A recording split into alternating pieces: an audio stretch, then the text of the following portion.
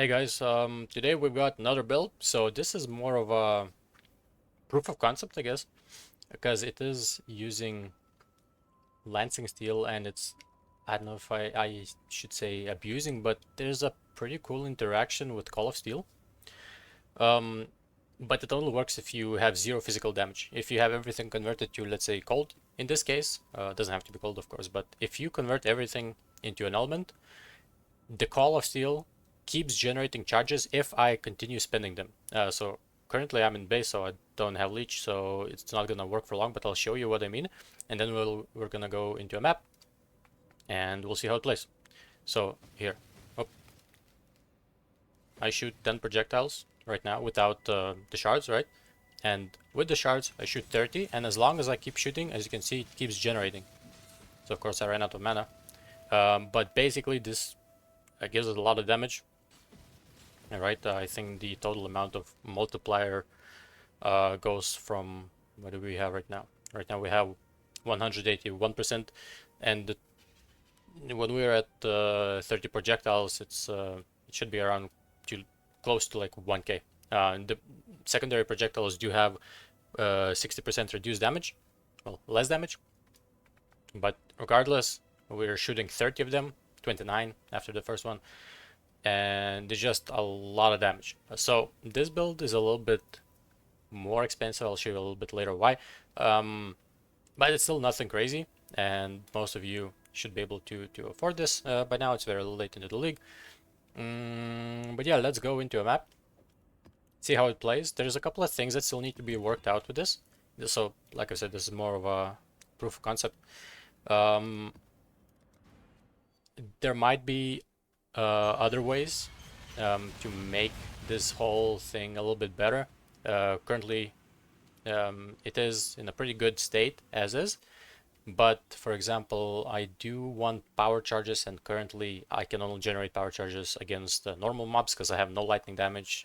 There's other ways. For example, you could be using cold snap, but I'm using this cold snap of power, generates power charges, but it's again another button, so I want to have as little buttons as possible. So with this we can generate power charges. However, I only have 4% of Fizz's extra lightning, so I only generate the power charges against normal mobs. Against bosses I cannot. Against T16 boss I guess I can, but against Tier 17 currently not enough, so there might be some workarounds for that. But at the stage it is right now, even without using Call of Steel, I have damage to clear the map fairly comfortably, right? The skill auto aims for you, so you don't really need to aim that much, just in the general direction. Just walk forward and press the button every once in a while, and as you can see, you're good. We're gonna get to the boss, and I will show you how the Call of Steel thing works. I mean, I can use it in the map as well, right? But I do kind of need charges, frenzy charges. There's a couple of interactions with it that you need to overcome as well. Primarily the attack speed. Without frenzy charges I don't have as much attack speed, so it kind of falls off after a while, and as you can see I just flame dashed as well, and I stopped generating because I wasn't attacking fast enough. So there's things that you need to do with this build to make it do a lot more damage, but everything is fixable of course with more currency. But even as it is right now, I'm fairly satisfied with how it turned out. So let's see the boss, and let's see the damage on the boss as well. I'm just gonna shoot these guys. I'm gonna generate some frenzy charges with Blood Rage, and when it comes down I'm gonna activate my Call of Steel. Okay, let's go.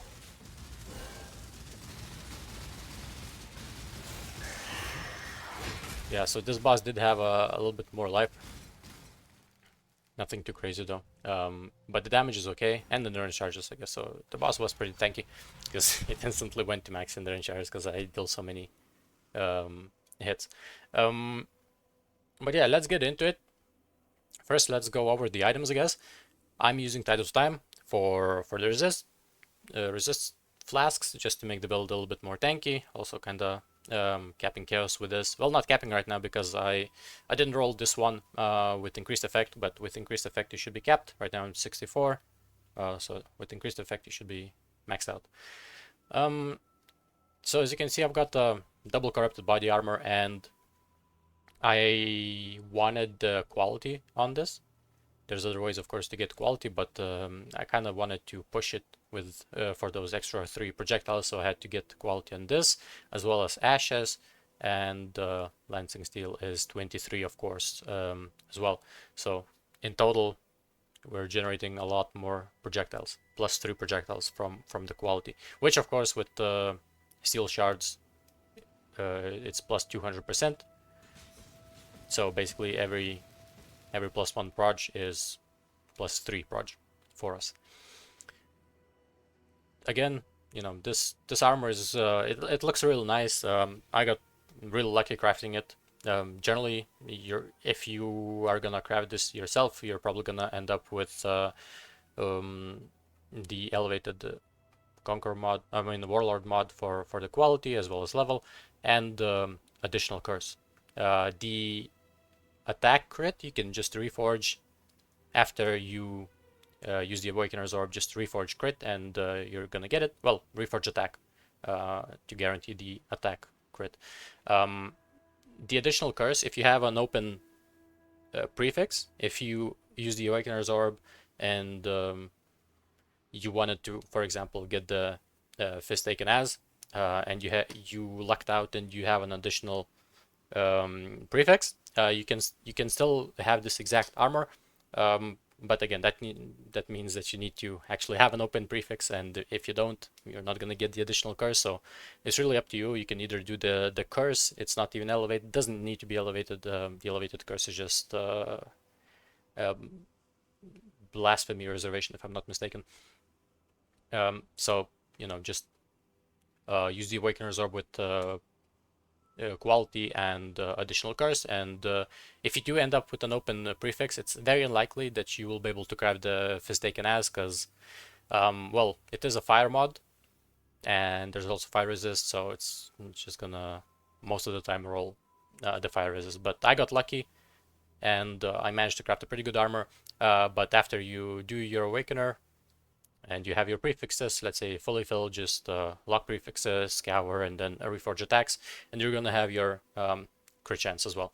I used a couple of divines on this to make sure that the quality is enough to get that extra proj.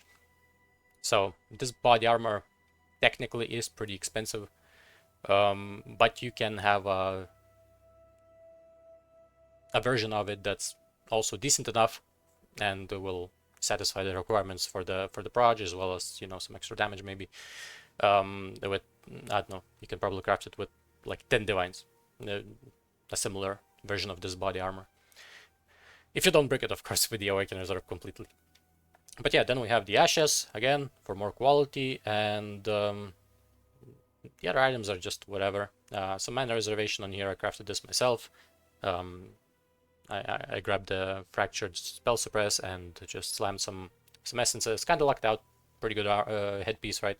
It's not the highest level headpiece, but I don't really care for that extra 400 evasion or something like that. So just grab whatever spell suppress you have and just slam on some reservation essences, well, loathing essences, and then do the implicits as well. These implicits are probably the best. We are fairly low on mana, so they're pretty good. You do need pierce, so I think I have too much pierce at this point, because I have one from here, two from here, and I also have oh, okay, I don't have it anymore. I used to have a different cluster that had pierce on here as well, but I changed it out. So right now we're with 3 pierce, which is plenty for maps, more than you need. But of course, get like 2 at the very least to make it feel good. So you can just have gloves with this, and the last prefix on here can be whatever you want. The rings or whatever, just resists, stats, to make sure that we have enough, right? Boots, again, also nothing crazy. The +1 max resist in there is completely useless. Well, not useless, but you can grab action speed. It's probably Well, not probably, it is better. +1 max resist doesn't really do much for us. We have 84 fire and 83 the other ones, with the Alchemist Genius. So when you're clearing maps, you have that extra effect. So you're gonna have 83 of all, and yeah, uptime is close to 100. You can, if you want, grab Balbala here. I do have some flash charges gained somewhere here on the, yeah, I have 20 over here, and it's close to enough to have it 100 uptime. Another thing that you can do is also just not have the reduced duration increased effect on the flasks to make sure that you do completely have the uptime at 100%. Really up to you how you set up your flasks, but generally, just have these three. Stun avoid is pretty good. Movement speed, since we're not using Quicksilver Flask. Crit, of course, and armor or evasion, it's really up to you. I chose armor because I am using determination, but if you want to go the full evasion route, you can also do that.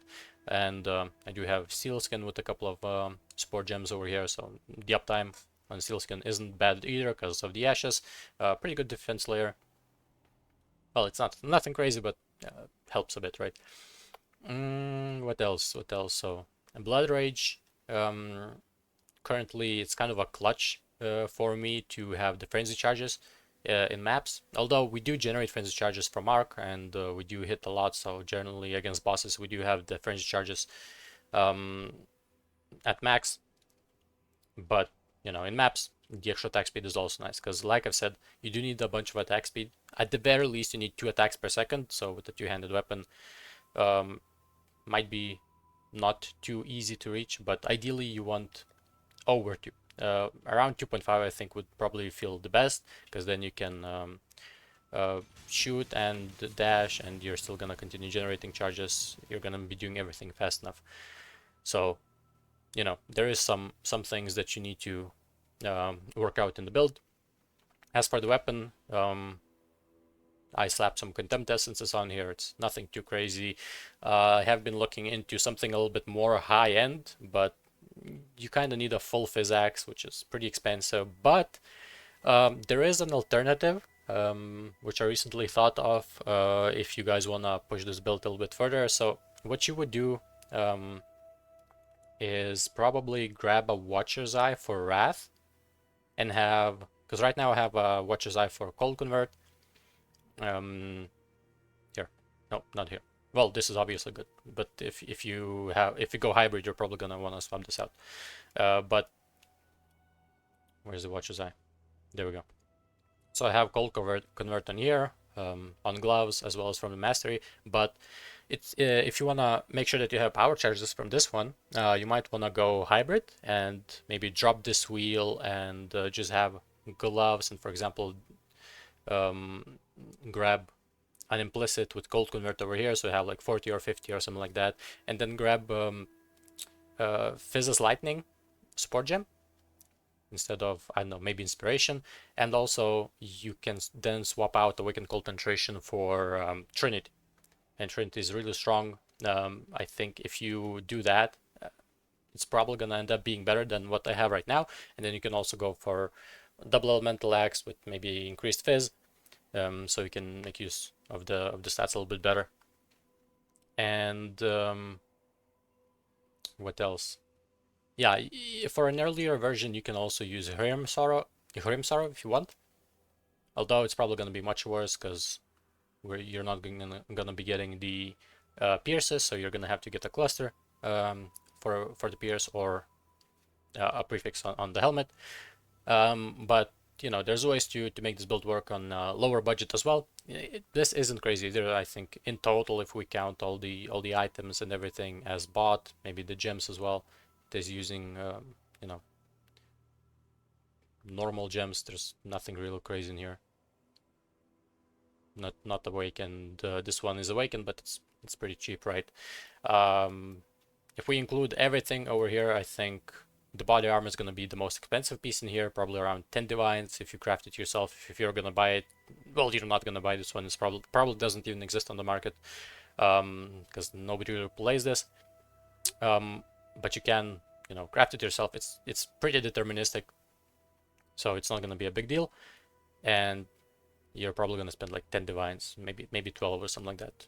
Maybe a bit more if you're really unlucky with the awakener, right? If you fill all the suffixes for some reason, and you can get the extra crit from it. But overall, build's not that expensive, but it is very unique. Oh, also I'm using Nature's Adrenaline for the flasks, right? If you want to drop that, you can probably go for Balbala, but then you will probably have to drop 2 flasks. So the Chaos Res and the Life Flask, and then, you know, there's more problems that need to be fixed, but overall, this build is pretty solid. There's definitely room to grow if you want to take this endgame. Right now, it is performing pretty well. I can also run a tier 17 map for you guys to show how it feels in there. It is a little bit squishy. It's nothing crazy. The fizz mitigation is a little bit bad. But we do have steel skin, so sometimes, you know, if the hit comes in when the steel skin is up, you'll probably end up surviving. And other than that, you know, spell suppression. Right now I'm not capped either because, yet again, this is what caps it out, but you can probably fix that somehow as well. But, well, I guess the body armor or the implicit on the gloves. To kind of cap it out, right? So let's try rolling a map that we can run. Again, you're not going to be able to run all mods.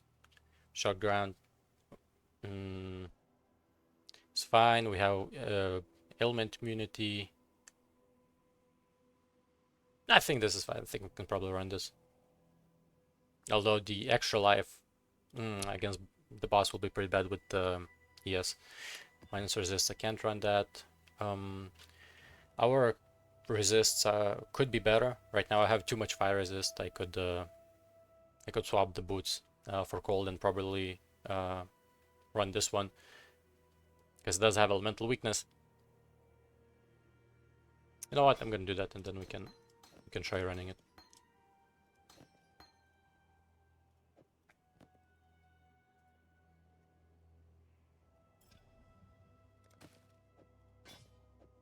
Here we go.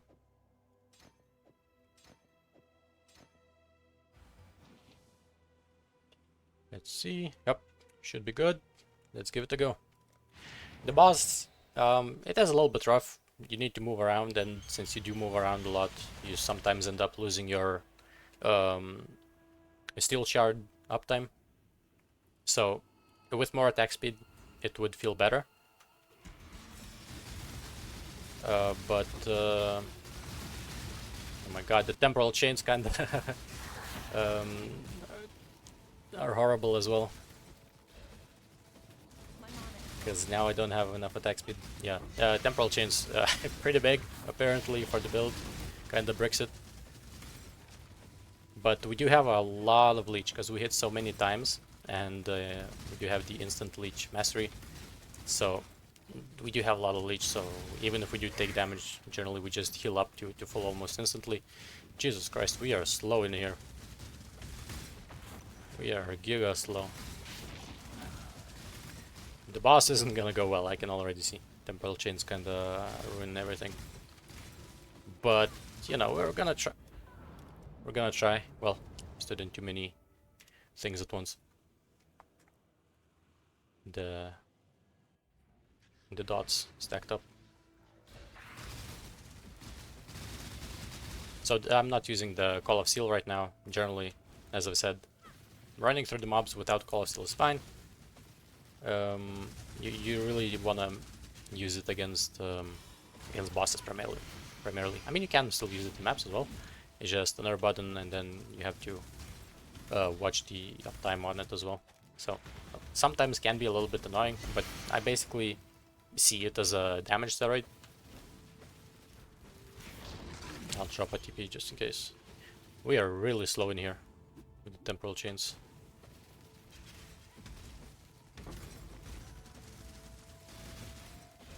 Like giga slow, and I'm stuck on the invisible mobs.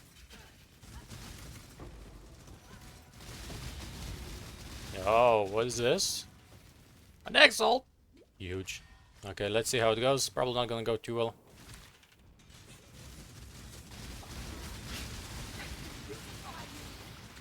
Oh, it's extra proj as well. Extra proj on Abomination is very scary. And I am really slow as well. And increase AoE, okay. Well, this map is horrible. But let's try our best. Let's see if we can somehow complete it. Map mods are pretty bad. Ah, shit. The extra proj are very, very rough on Abomination.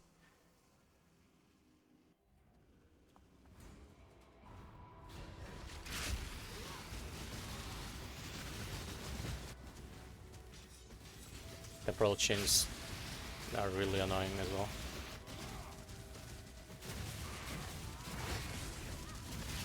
Can't even move fast enough to dodge by walking. Need to dash, shafts, lightning balls. Generally, it's a little bit better. Temporal chains just... they're real bad. Apparently.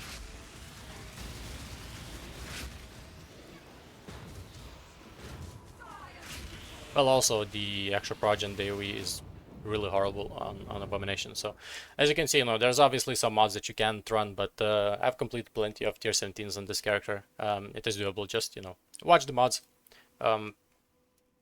Doesn't feel too bad, of course, as I've said. The attack speed is a big deciding factor for this build, whether it's going to feel good or not. If you don't have enough attack speed, the Call of Seal is going to feel pretty bad. So make sure you have that solved, but other than that, I don't think anyone really knows about this tech. Well, I mean, probably some people do, right? But just nobody is really using it, even though it's really cool. It's a lot of damage, a lot of extra damage for basically doing nothing other than attacking. But yeah, the passive tree, pretty self-explanatory. Just get some crit, get some damage, right? Pretty standard Deadeye tree, nothing too crazy in here. As I've said, if you're gonna go the hybrid route, drop this and get something better. This cluster, I mean not cluster, this Thread of Hope is obviously pretty good, and you can actually make use of this, which a lot of the time most Deadeyes can't, well, unless they're fully fizz, but so, there's some pretty standard stuff when it comes to the tree. Get a bunch of flask charges in here as well to make sure that we're closer to that 100 uptime. But as I've said, if you want to go Balbala, you can do that and maybe drop 2 of these, or drop the increased effect. But of course, that's extra resistances, so really up to you how you want to play this. Of course, I'm gonna drop the pub and everything, but I just wanted to show off this pretty cool tech that I found, and it does have the potential to do a lot of damage as well. But yeah, that's about it for today, guys. Hope you enjoyed the video, and I'll be back yet again with more builds later.